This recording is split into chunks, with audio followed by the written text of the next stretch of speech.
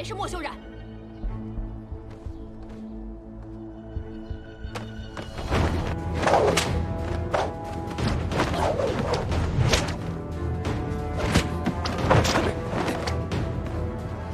我们共举一杯，欢迎公主和王子的到来。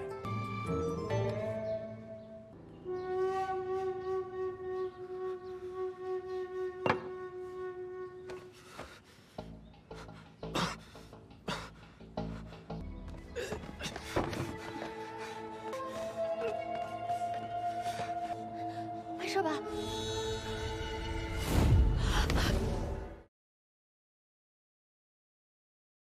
老爷如果不信，那就让事实来证明吧。道长，哎，请施法，让此猫现出原形。啊，好，不必了。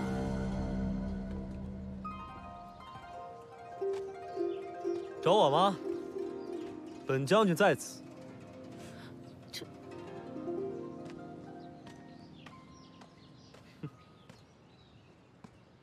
玉夫人看起来很失望。这到底是怎么回事？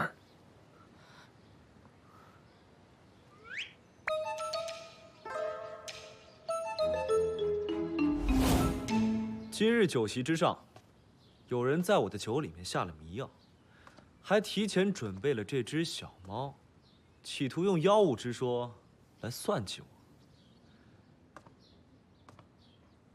不过呢，好在本将军聪明过人，天下无双，一眼识破诡计。切，明明刚刚虚弱的不行。没想到啊，幕后主使竟然是玉夫人。不知道大少爷为何对妾身有如此成见？难道就是因为我的丫鬟翠巧看到你头上的猫耳朵吗？老爷，翠巧的确看到少将军那头上长了猫耳朵，绝无半句虚言。少将军不是一眼识破了计谋吗？自己来呗。这是给你一个表现的机会，快点拿过来啊！谁稀罕？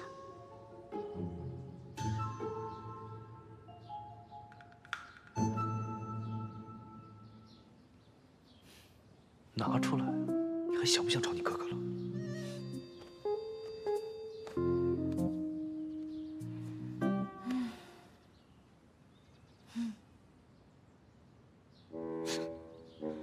想不到少将军和丫鬟还挺会玩的哈。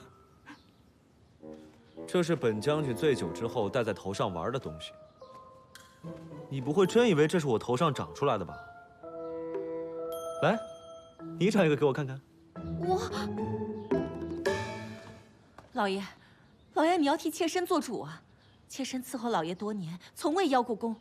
今日有人如此陷害妾身，如果没人给妾身做主的话，妾身的活着也没什么意思了。既然夫人和冉儿各执一词，那唯有宴酒一事公正。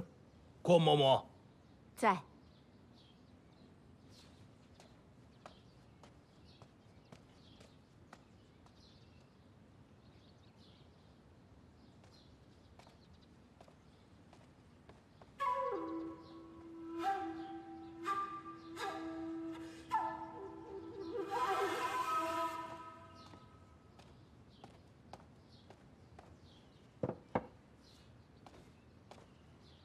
是真是假，正廷一验便知。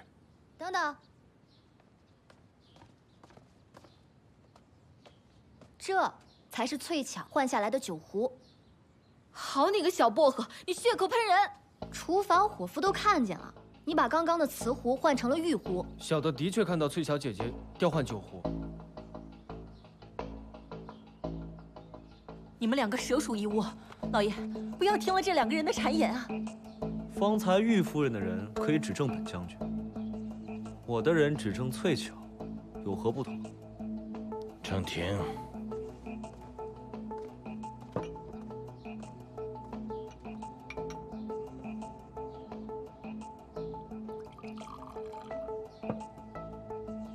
此乃显色粉，若酒中有迷药，显色粉的颜色便会发生变化。这酒中有蓖麻子、地文等几味药材，其中还有一味山茄花。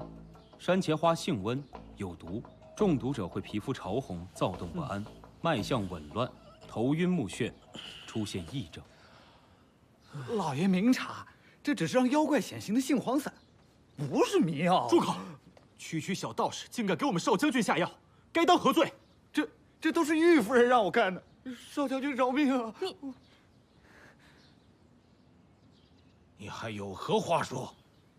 老爷，妾身也是受了这个道士的骗，一时迷了心智，才听谗言的。够了！猫老爷，看此情形，这妖物之说并非是空穴来风，不如听听夫人为何怀疑少将军是猫妖吧，对吧，夫人？对，大少爷自从冲了喜以后，就像变了一个人。我在东院时常听到猫叫。上次小莲明明看到大少爷进了丫鬟的房间，可是我们进去的时候，只看到大少爷的衣服和一只猫。母亲，不要说了。没错，我是进了他房间，那又怎样？都什么时候了，还胡说八道？小薄荷是我的头号侍女，我进入我的人的房间，有何不同？不过，小莲是东院侍女，为何要向玉夫人禀报？难道说，小莲是玉夫人的眼线？臭猫可以啊，原来是想一箭双雕。这番话我只说一遍。我乃堂堂天离国少将军，一生征战无数，根本没有把生死放在心上，也绝对不会把我的精力放在与小人勾心斗角之上。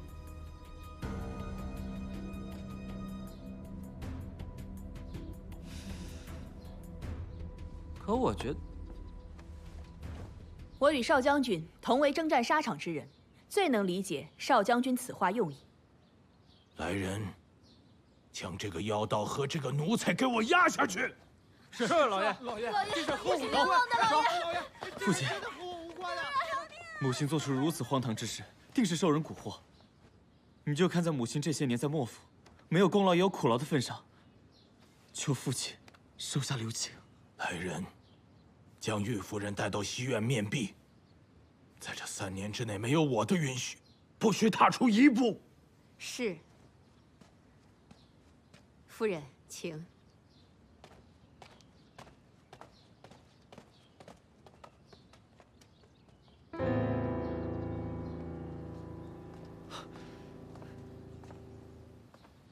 方才感谢二叔出手相助。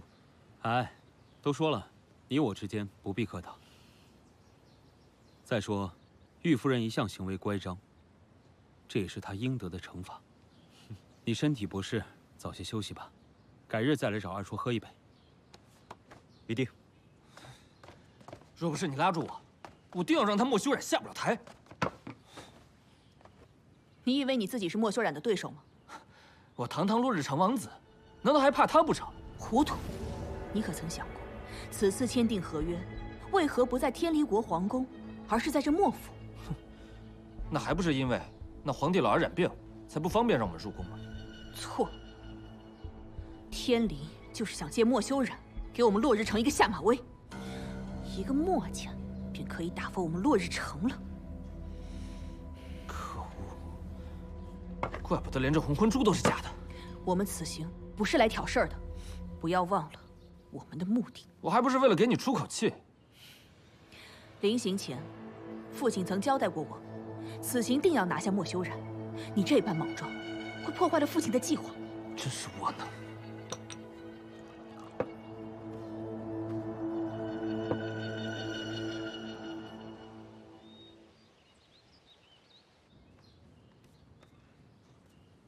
喂，你们猫是不是都这么口不择言啊？什么叫我是他的人？真是主仆不分，明明我才是主人。哎，你干嘛吓他呀？小酱油不怕，我们不跟臭猫玩。什么？小酱油？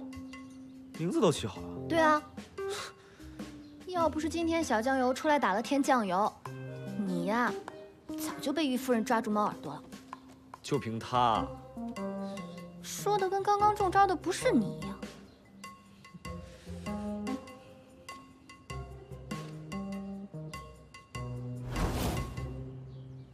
身上有山茄花的味道，肯定是中毒了。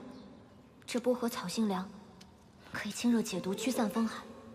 加入蜂蜜，可以促进毒物排出来。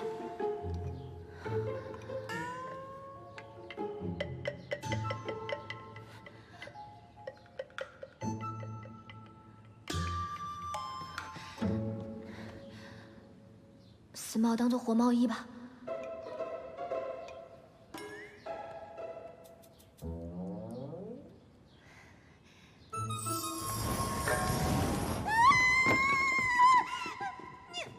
叫什么叫？又不是没见过。你赶紧把衣服穿起来。老爷，夫人，怎么还有猫耳朵啊？真的假的？来不及了。来得及，我有办法。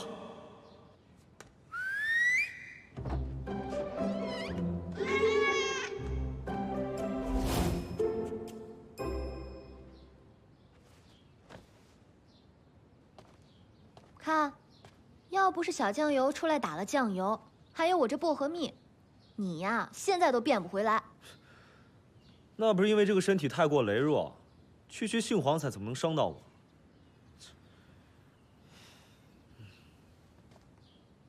不过，看在你为我这么紧张的份上，不跟你计较。谁为你紧张？没有吗？我可是闻到了心虚的味道哦。想挨揍了吧？你属鸭子的吧？嘴这么硬。同样是猫，怎么差别这么大？你拿我跟他比？不然呢？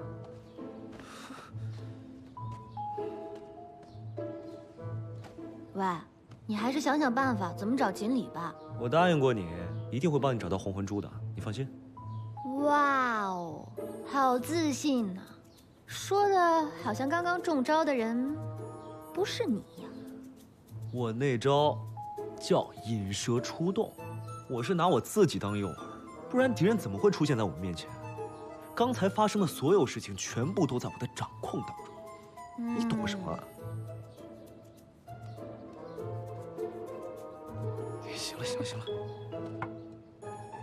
你怎么来了？我是来辞行的。一切都在掌控之中，自己的属下都搞不定。好，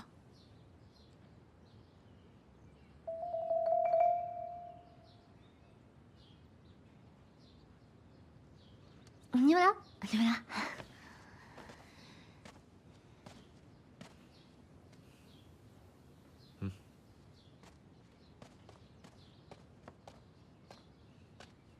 你说吧。虽然你占据了少将军的身体，但你并不是我主人。今日我阻拦玉夫人，是为了不让我的主人受到玉夫人的算计，丢了少将军的尊严，失了墨家长子的荣耀，与你毫无关联。我想好了，既然少将军不在了，我也没有留在这里的必要了。好，既然你决定要走了，今天我送你一程。为何带我来这儿？我饿了不行吗？哎，香喷喷的狗不理包子来喽！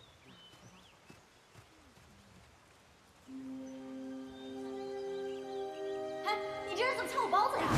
怎么回事啊？放给我！小贼！光天化日之下聚众闹事，这可是京城。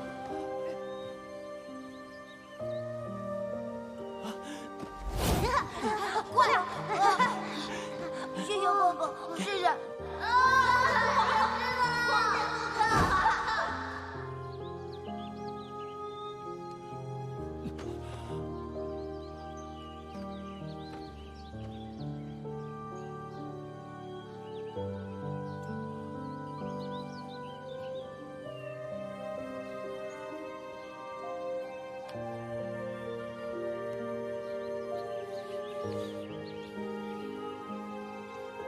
你以后就跟着我吧。我知道你在想什么。你怎么会知道？我怎么不知道？少将军的记忆呢？全部都在这里。这怎么可能？怎么不可能？某种程度上来说呢，我跟你的少将军融为一体了，所以他那个记忆啊会影响到我。要不然你以为我会对你如此宽容？否则，上次你刺杀我的时候，你觉得我会那么轻易放过你吗？难道这是上天给少将军第2次机会，让他重活一次？这些钱呢，拿去用吧，以后啊好自为之。走了。还有这个，痔疮药涂了吧。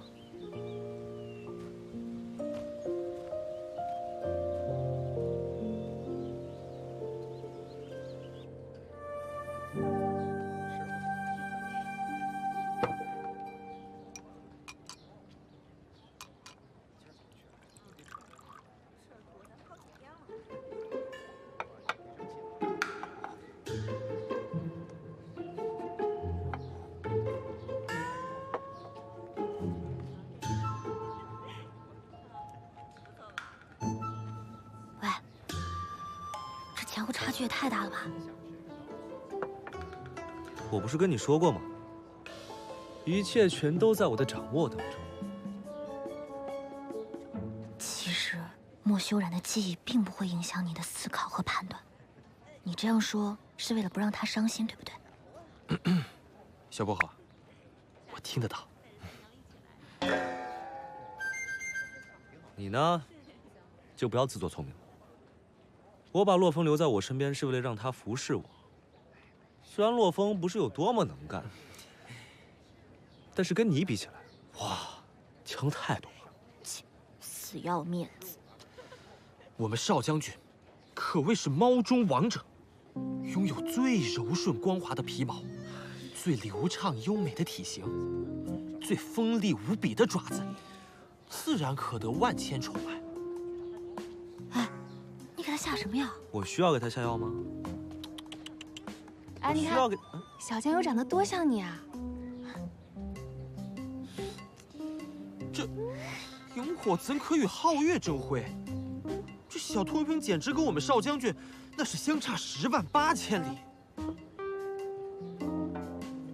哎，杜姐姐，这小酱油能先放你们店里吗？当然可以啊，我这里啊别的没有，鱼，管够。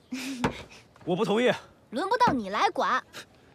我在玉离星统领数十万只猫，在天离国统领数十万将领，就这么一个拖油瓶，我治不了他。在这里，我才是你主人，你得听我的。谁是主人还说不定呢。切，那就来比试比试，看看谁才是真的主人。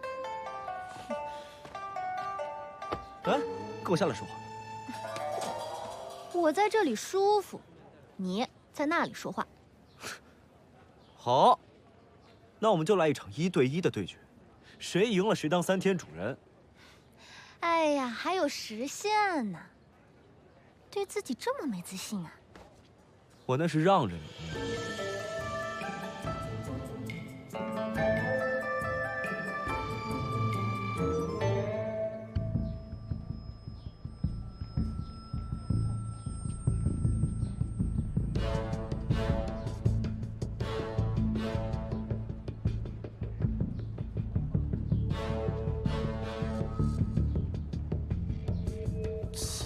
无招胜有招啊！少将军浑身上下都散发着王霸之气，面对敌人毫无惧色，有蓝魂珠傍身，小薄荷的实力深不可测。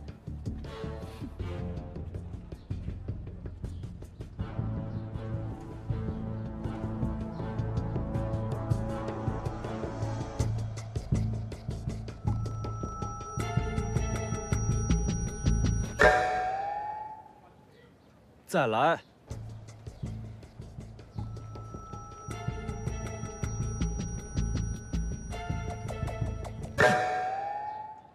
第3把他该出剪刀了吧？傻猫，你输定了。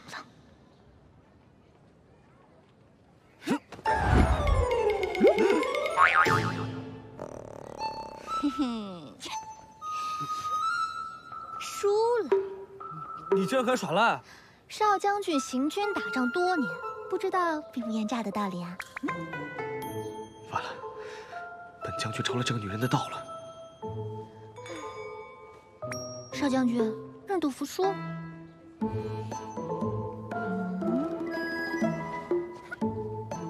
这3天指不定怎么折磨我呢。我可是堂堂玉离星王子，我还是你主人呢。士可杀不可辱。哟，词儿学得挺快。那别废话了，这账你认不认吧？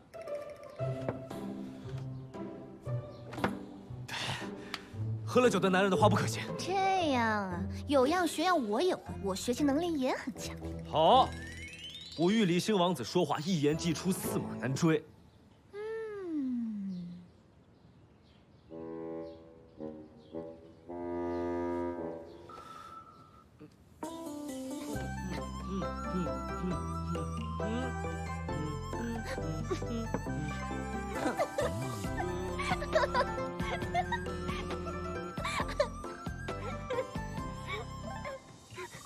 一直想要遇见的人，温柔带点天真，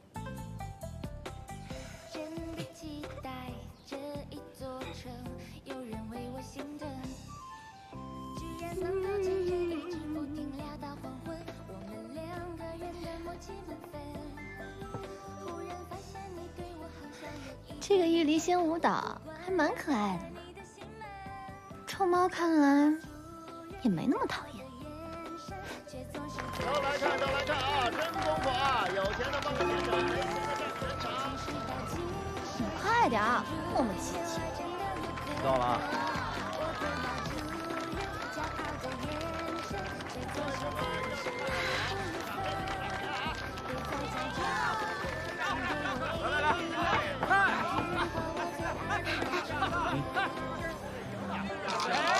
不如我们来一把，走。我耳朵里又不是给你赌钱用的。你要压给你压，我翻本了，再压了啊！买定离手，买定离手。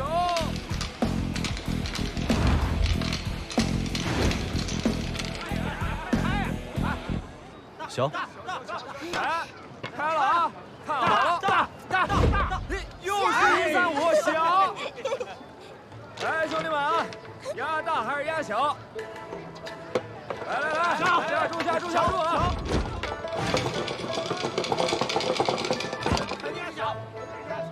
开了啊！小，466大！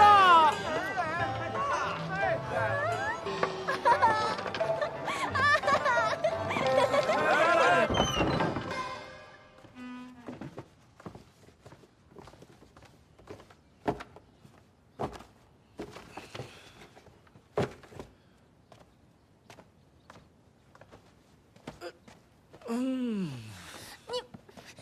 你在外面跑那么久，你还上我的床，你给我下来！怎么了？这床、这房间，还有这磨坊，通通都是我的。哦，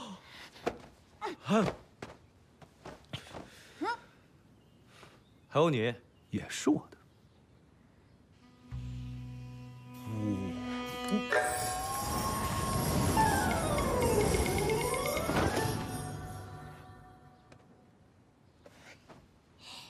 又来啊！谁是谁的呀？你是我的，都是我的。我跟你说，今儿要不是你让我赢了钱，我早揍你了。这个疯女人，是可忍，孰不可忍？我现在就甘拜下风。哼，那我以后还有没有翻身的机会了？不行，本王子一定会扭转乾坤。我要让他知道，谁才是真正的主人。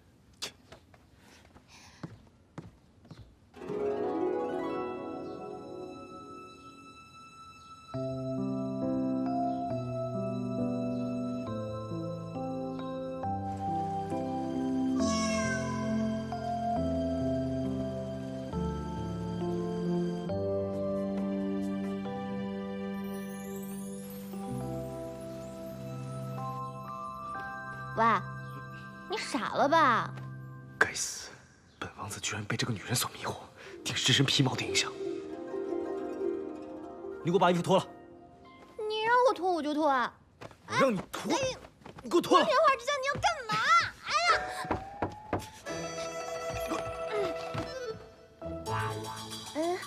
那个少将军说狐毛放在柜子里容易长毛，所以让我拿出来晒晒，是吧？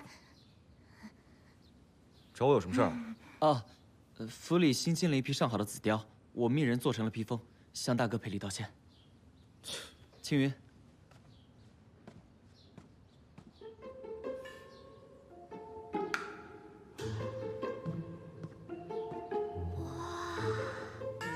这毛色，这品质，二少爷没少花钱吧？可恶，居然在我的人面前显示财力！小薄荷，拿过来，给我穿上。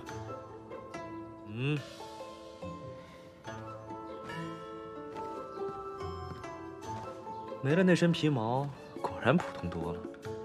我说嘛，本王子怎么会为这种女人动心？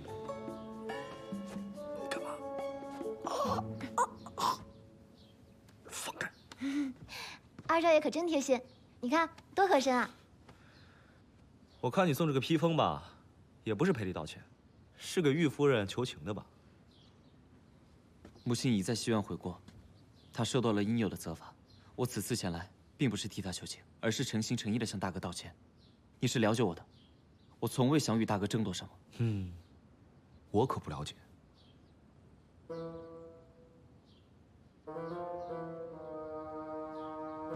少将军的意思是说，他接受道歉了。谁说的呀？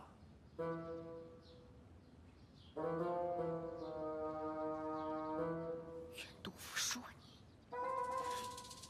你。那接受道歉又怎么能这么简单呢？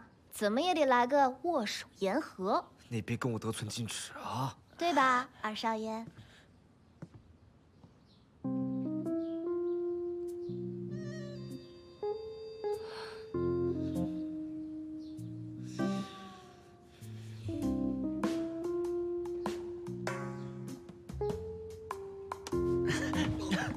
喂，你放开我！我跟你说，你放开我！我动手了，我动手了！你放开我！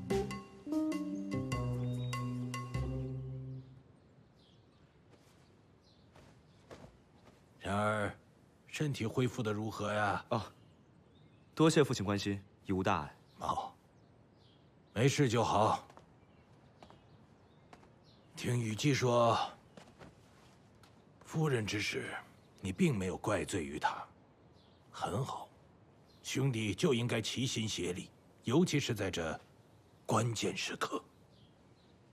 父亲教导的事，雨儿一定铭记在心。和大哥齐心协力，共同完成这一次的和谈任务。来，这是陛下命礼部起草的和谈协议。你们二兄弟仔细看看，这协议需要公主和王子共同签署。像那南平公主一心想要和谈，估计不是问题。关键是南非德。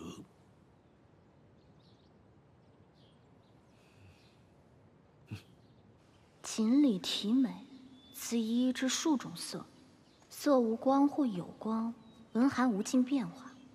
锦鲤为杂食性，胃温适应力强，鳞之年数是锦鲤之年。小薄荷，我可是费了好大的功夫才整到这本书的，你不会是让少将军养鱼吧？这哪是养鱼啊，是抓鱼。抓？少将军在吗？公主。少将军他去老爷房间了，说是有要紧事儿。你是少将军的贴身丫鬟小薄荷吧？既然少将军不在，那找你也一样。找我？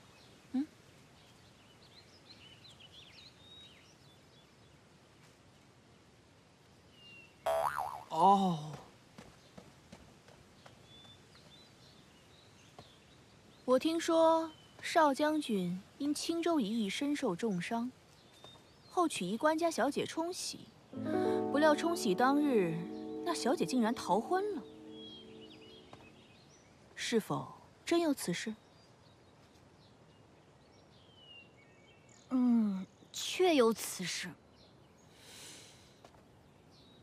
那官家小姐是谁？为何要逃婚？少将军是否对她念念不忘？公主放心，这少将军是不会对其他女人念念不忘的，因为什么？因为他觉得自己太帅、太完美了，没有女人能入得了他的眼。啊？少将军曾经说过，若优秀是一种病，本王子已经病入膏肓，无药可救，注定孤独一生。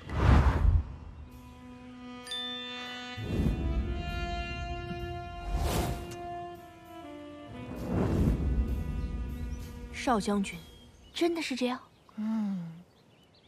他觉得别的女人都配不上他，所以他不可能喜欢别人。少将军果然是一代豪杰，只有他这种孤傲不驯、眼高于顶、端倪天下的男人，才配得上我的钟情。这公主年纪轻轻就如此眼瞎，可惜呀！公主不好了，王子他出事了！啊！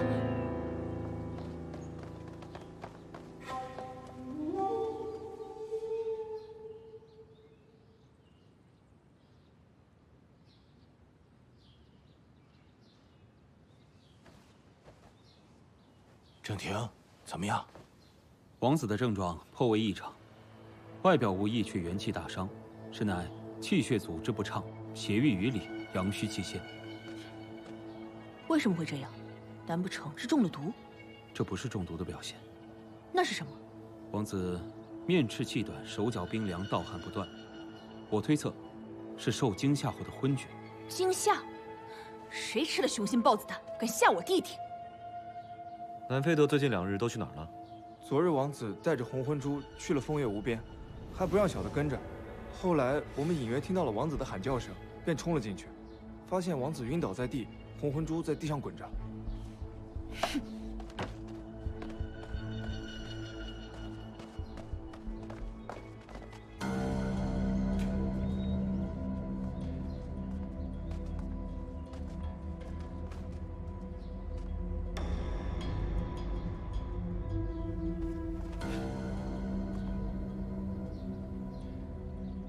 说，你们对我弟弟用了什么邪术？不招的话，谁都别想活着出去。公主，昨天是你们在这里侍奉南非德的吗？回少将军的话，昨夜的确是我们2人在这里侍奉的王子。王子还说侍奉得好，便能得到这红魂珠。只是什么？只是后来王子喝醉了，不但没有赏红魂珠，还把我们2个赶了出来。后来王子便一个人待在临水阁，再也未出来过。这风月无边的所有人都可以证明的。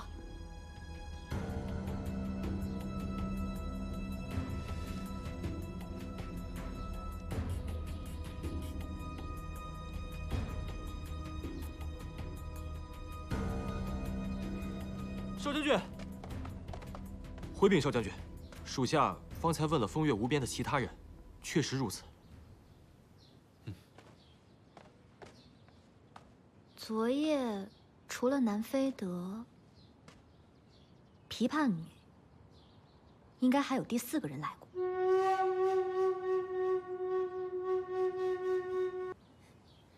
小薄荷说的没错，虽然临水阁在2楼，但是通过2侧的阳台仍然可以进入房间。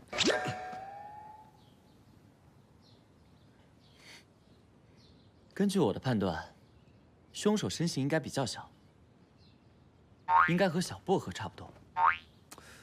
由于当时王子已经熟睡，凶手从窗户潜入，想要偷取王子的红魂珠。岂料王子醒来，2人经过一番打斗，王子率先反击。最终，凶手被王子逼到了墙角，可不知为何，凶手竟然在此处扭转战局，并且一招就击晕了王子。因为凶手是从窗户出去的，并不是从窗户进来的。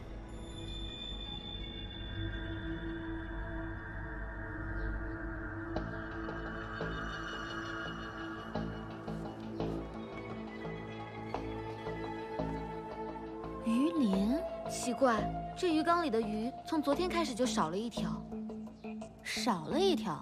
这鱼缸里明明有3条鲤鱼，现在却只剩下2条了。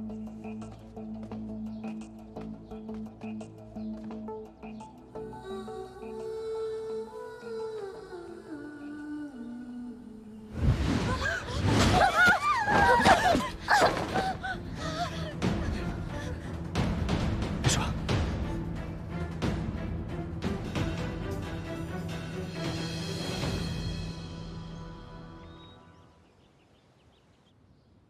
这可是契约规定，主人受伤，你也同感。那要是我受伤呢？你受伤，小薄荷一点事儿没有。那凭什么这么不公平？你这么想让他受伤啊？办法嘛，也不是没有。只要主仆血迹，便可主仆同命。谁要跟他同命？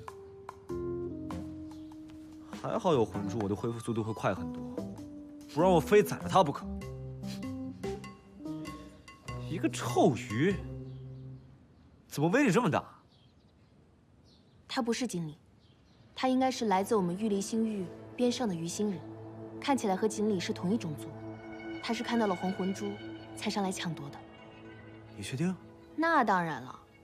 年轻的时候我去过鱼星游历，不仅厨艺大有长进，而且对鱼星人了如指掌。要不然你以为我这一手炉火纯青的烤鱼技术哪儿来的？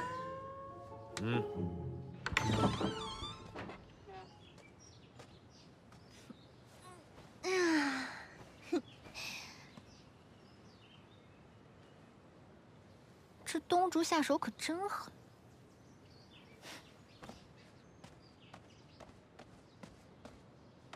少将军有令，闲杂人等不得入内。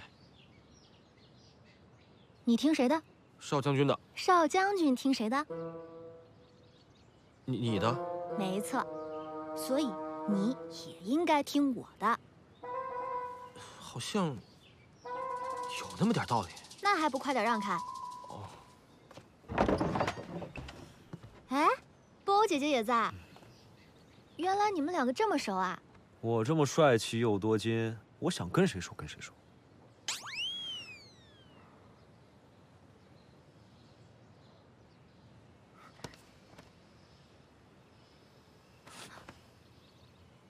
你竟然也受伤了？难道这是主仆契约的一部分？你少自作多情。这是我调制的药膏，涂在伤口上啊，不会留疤的，比金疮药还管用呢。想不到波欧姐姐鱼考得好，还兼职当郎中，谢谢波欧姐姐。不客气，小薄荷。不客气，小薄荷。整份1000两，概不赊账。这么贵？少将军方才不还自诩多金吗？若风。哦。多谢少将军。请。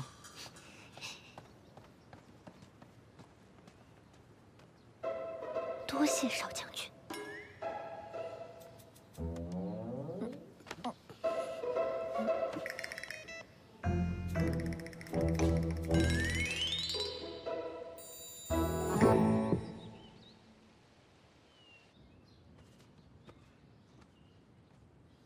手拿过来。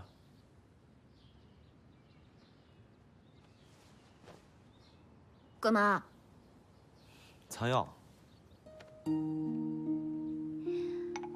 不错呀，终于有点做宠物的自觉了，知道服侍主人了。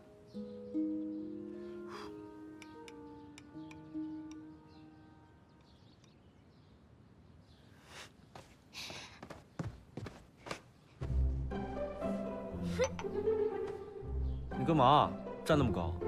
喜欢，喜欢低头看你。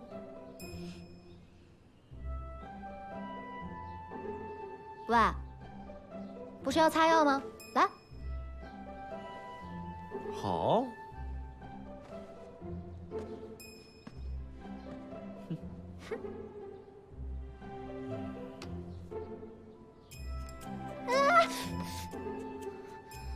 臭猫，你不会温柔点啊？温柔。这个月赏金减半。凭什么？就凭你们两个合起伙来敲诈我1000两。你这叫贼喊捉贼！放这二老爷1等1的御医不请，你却找布偶姐姐来瞧病，到底是谁有事瞒着谁？你跟我待久了，你也变聪明了。那我再告诉你一件事情吧。东竹不是锦鲤。不是锦鲤，那他为何要夺魂珠啊？东竹只是被红魂珠所吸引，这是鱼星人独有的特征。如此说来，那锦鲤便隐匿在风月无边。锦鲤从红魂珠里面逃了出来，但是他遗失了红魂珠，他必须要靠吸食成年男子的能量来维持人形。你想想，男人又多，又靠近水的地方，能在哪？红魂珠？那为何不找公主借魂珠一用，让所有人碰触一遍魂珠，那锦鲤自然会化出原形了？你以为所有人都跟你一样幸运，跟我签订了主仆契约？我是因为蓝魂珠，因为契约才能变身的。原来如此，那这锦鲤还是藏在风月无边里面。那今夜我们就去微服私访，一探究竟。你哪都不准去，给我坐下。本王子答应过你，会给你完整的红魂珠的。你给我坐下。你还想要再次受伤吗？你知不知道，因为契约你受伤，我也会受伤。今天皇上颁布了圣旨，要求我们3天之内交出凶手。交不出凶手，莫府上下700口人都会受到牵连。你就给我待在府中，哪里都不准去，别给我添麻烦。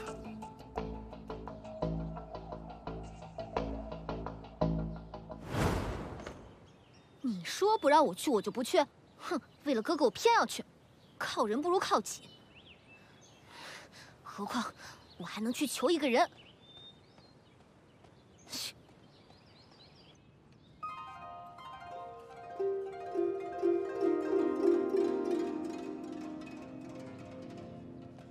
二少爷，小薄荷，你怎么来了？二少爷是不是在看这次案件的卷宗啊？有什么线索吗？我查阅了金熙和南非德类似的案例。这个凶手猖狂至极，自半个月前便开始作案，加上南非德这次足足5起，是个惯犯。二少爷，你看，这次的案件每隔3日为1起，每次的被害人均为男性，每次的作案地点都在风月无边附近，而且每次的作案时间都集中在亥时到子时之间，这个时间只有吉时没有宵禁。这么看来，凶手下次的作案时间便是今天。今天还是7夕。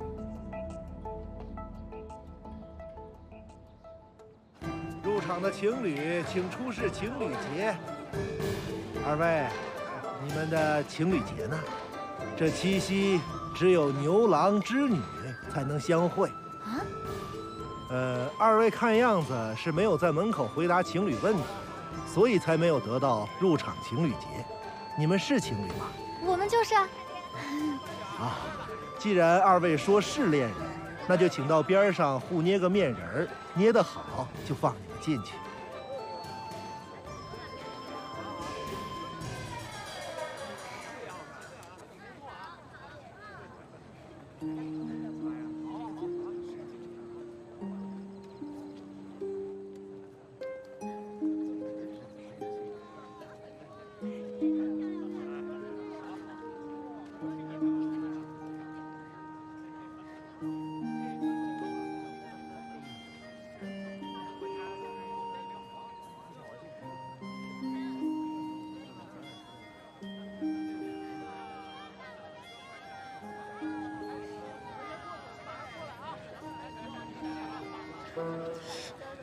离我远点儿。少将军，做戏要做全套，这样才像情侣。查案要紧，切勿因小失大啊！哎，真是郎才女貌啊，好生般配。可不是嘛，看这姑娘的皮肤，那叫一个水灵，也不知道用的是哪家的凝脂。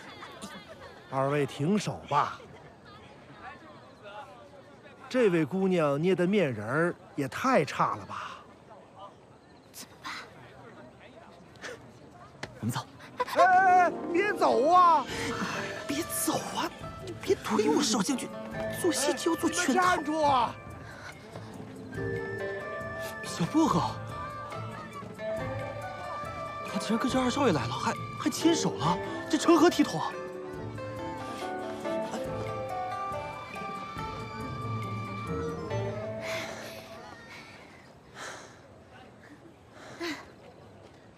终于混进来了。我在你眼里，便是那副模样。二少爷，我那叫反衬法，我要不捏成那样，怎么能衬托出你一双巧手呢？他怎么对谁都笑？明明是少将军，您觉得小薄荷是拖油瓶的，不想带他来的。那他也是我的人，只能对我笑。少将军既然如此在意小薄荷，为何不向他说明呢？谁说我在意他？说不是。亥时快到了，我们要严加防范，也要好好的隐藏自己。此时，不宜打草惊蛇。有了。用穿针奇巧做掩护，然后趁机观察人群。正是。他们这是干嘛？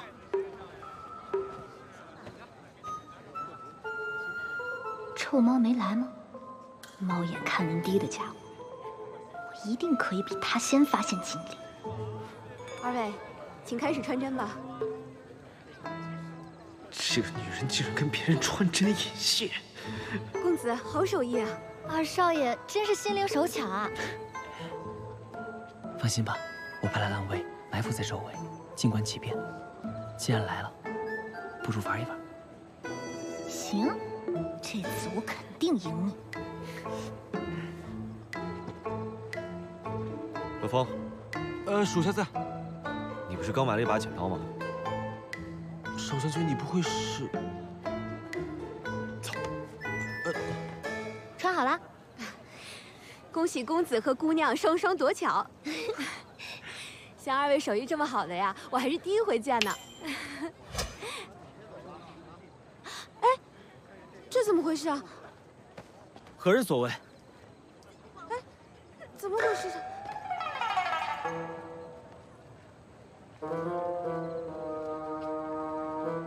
可能是黄口小儿的恶作剧吧。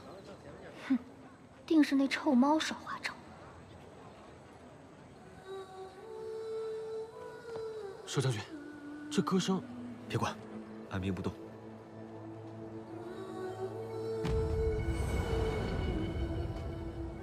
这歌声怎么听着这么耳熟？跟我走。哎，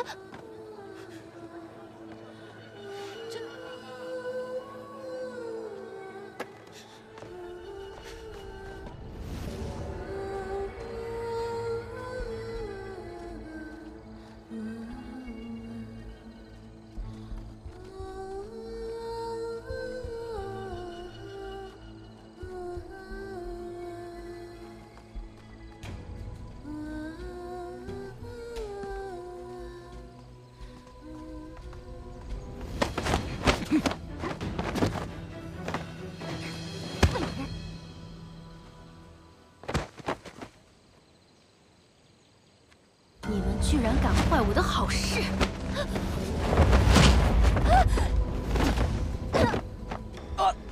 少将军，那个蠢女人，走。好，小薄荷。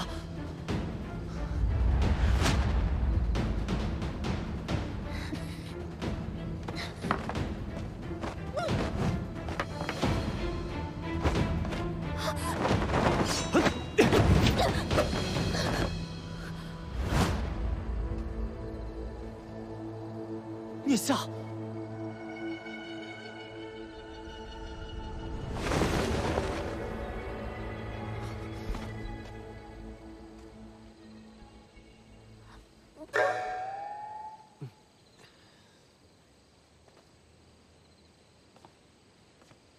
喂，喂，我不是警告过你，叫你不要掺和进来的吗？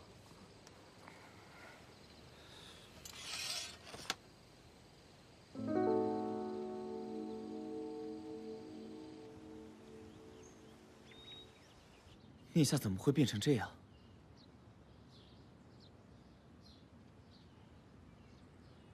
他被锦鲤附体了。锦鲤？公主，二少爷，我一时半会儿解释不了这个，你们可以理解成一种鱼变成妖怪，简称锦鲤呀。妖怪？聂夏被锦鲤附体，变成了锦鲤妖，所以才攻击人。我知道这个超出了你们的认知范围，我也缓了好一会儿才能接受呢。那我弟弟还救得回来吗？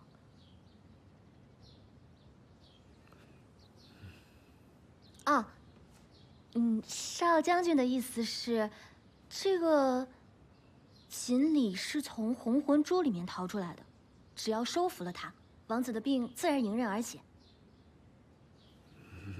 你还挺会理解的嘛。为什么会是聂夏呢？罗峰，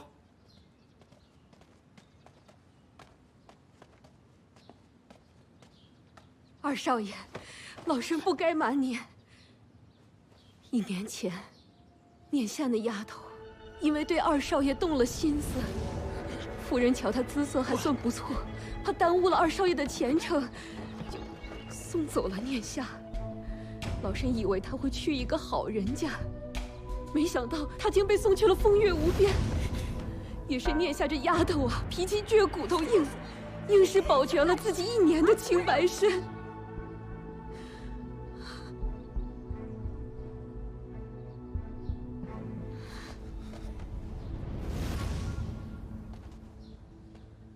半个月前，他还是被人……唉，念夏一时想不开，就投湖自尽了。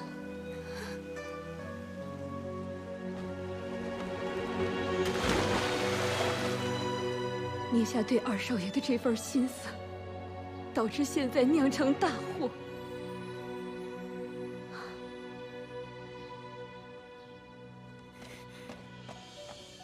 唉，可怜。某某，你先退下吧。哎，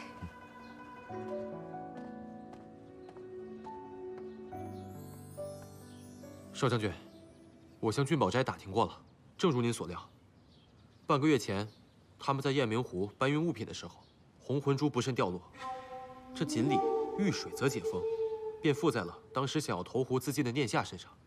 这么说来，现在的红魂珠不是假的，而是里面没有了锦鲤。正是如此。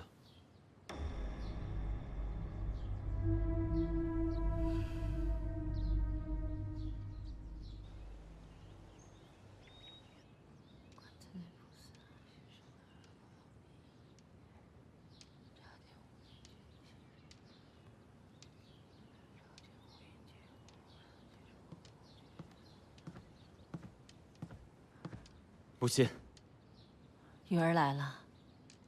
谋害王子的凶手找到了吗？聂夏是不是被你卖了风月无边的？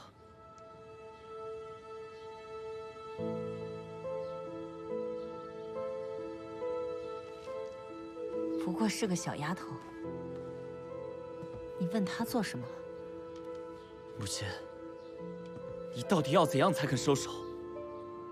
给大哥下毒，将聂夏卖走，为了争名夺利，你还要做多少伤天害理的事啊？莫雨季，你难道不明白为娘的苦心吗？娘这一切都是为了你呀，不然你拿什么来跟你大哥争着墨家家主之位？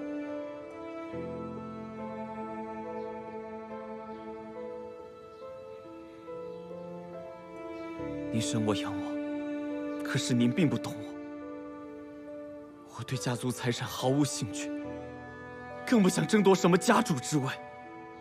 母亲，您多年的苦心经营，只会付诸东流。玉儿。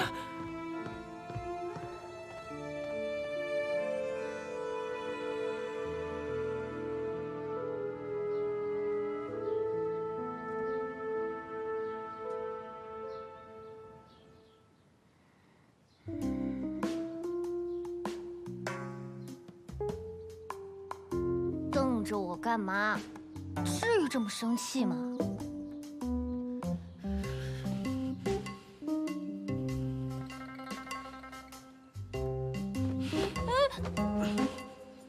你干嘛？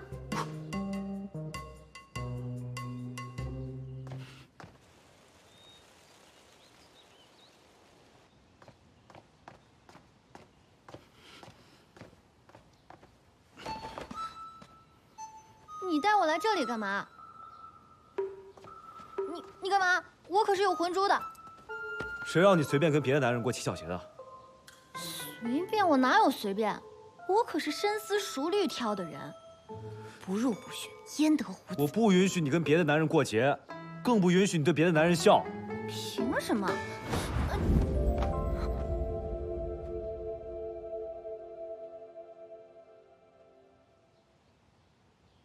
因为你是我的人。现在是否记得当时那个动作？忽然间的闪躲，仿佛恍然如梦，这感觉很不同，仿佛触动了我，你慢慢走进了我的心中。肆意的爱情占领这个时空，不知不觉就会爱上彼此。以后遇到危险，要这个领导，方圆10里之内我都能听得到，我都会过来。你这是在关心我？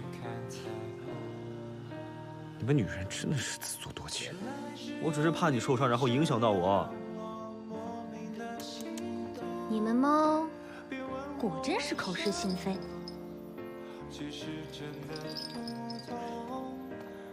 这是猫领导。你话好多。我话多，七巧节是不是你搞的鬼？嗯，我就知道，除了你，没有人做这么幼稚的事儿。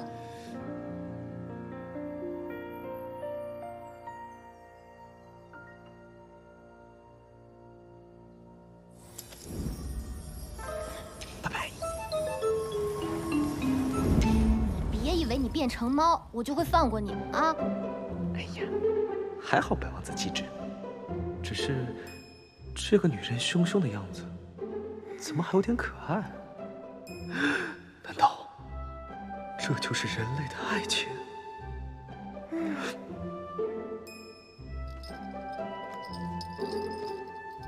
臭猫！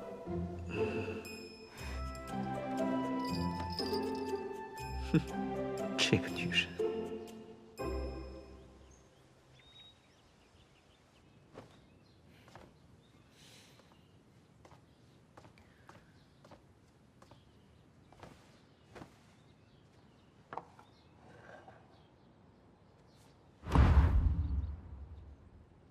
我有个条件。说。少将军是想用红魂珠去吸引收入锦鲤吧？我也要加入行动。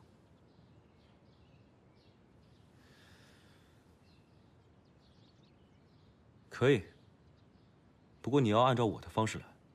成交。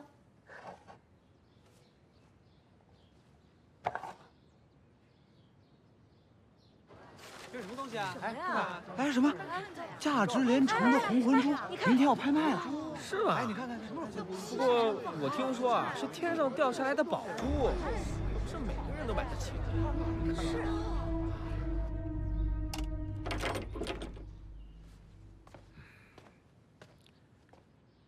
明天就要拍卖红魂珠，你们都给我好生看管着，绝不允许出任何差错。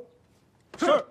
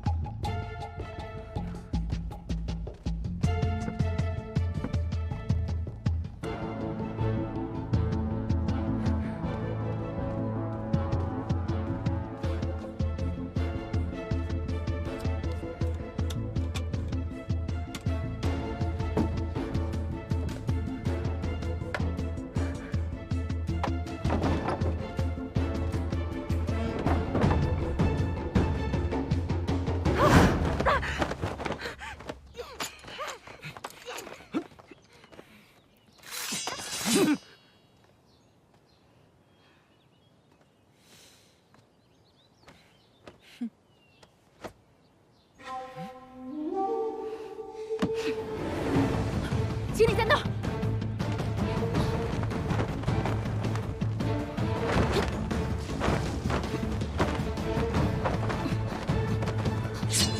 你的雕虫小技已经被我看穿了，还能往哪里跑？想逃？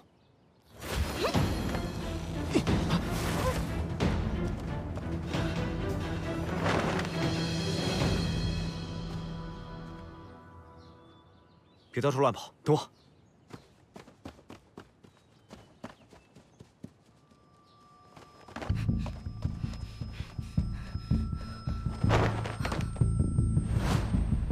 殿下，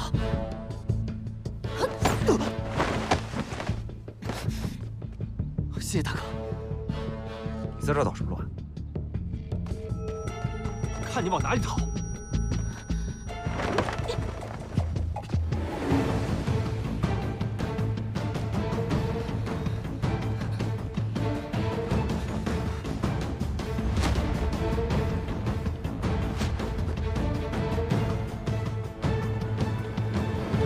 少将军，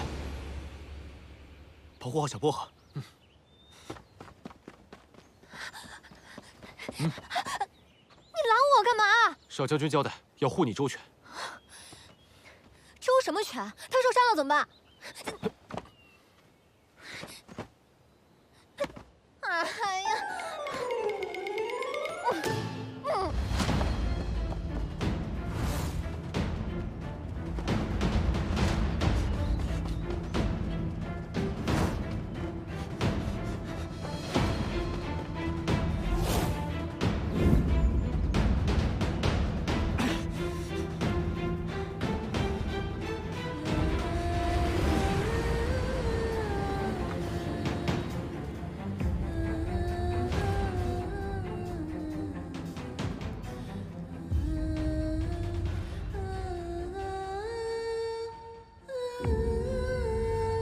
小伙伴，快来追我呀！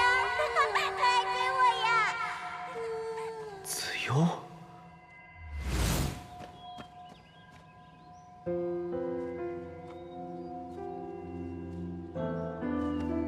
小伙伴，你怎么受伤了？我带你回家吧。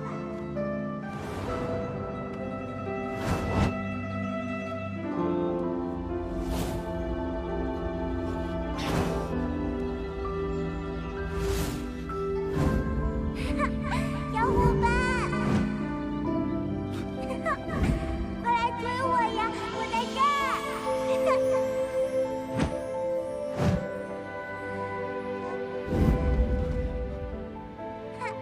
跑过来！快点，小伙伴跑过来！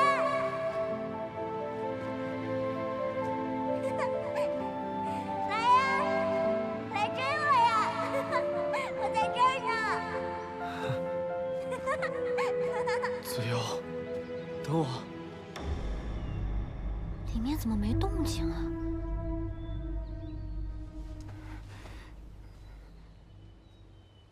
少将军！啊！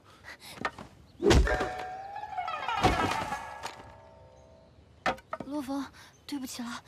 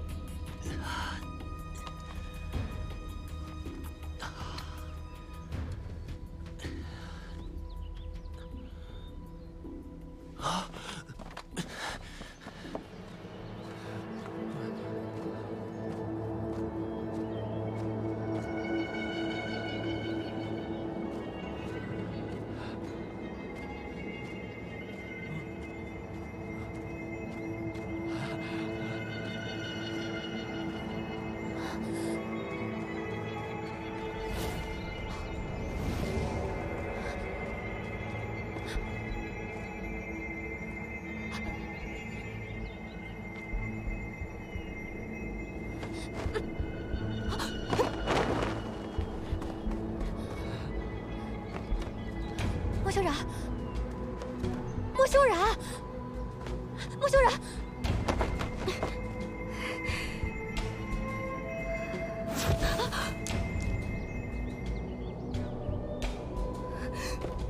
莫修然！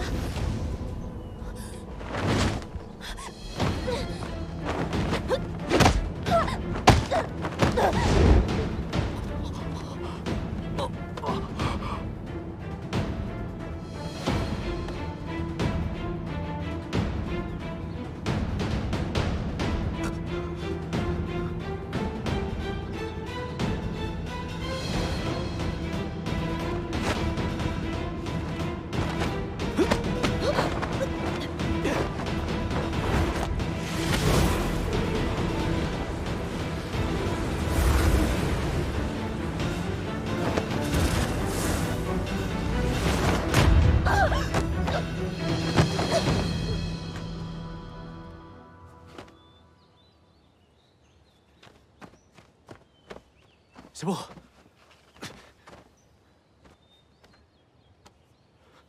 小布，醒醒！小布，听话，不准睡。小布，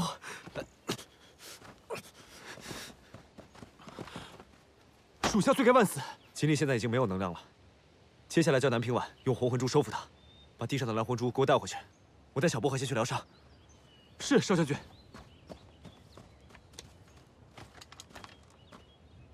二少爷，陆枫，大哥和小薄荷呢？小薄荷受伤了，少将军先带他回去了。怎么回事？严重吗？有少将军在，二少爷请不必担心。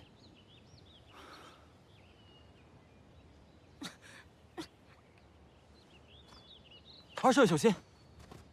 没事。他现在只是念想。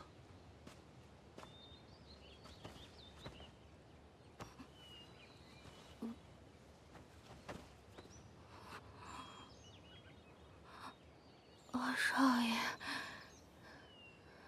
对不起，是我害了你。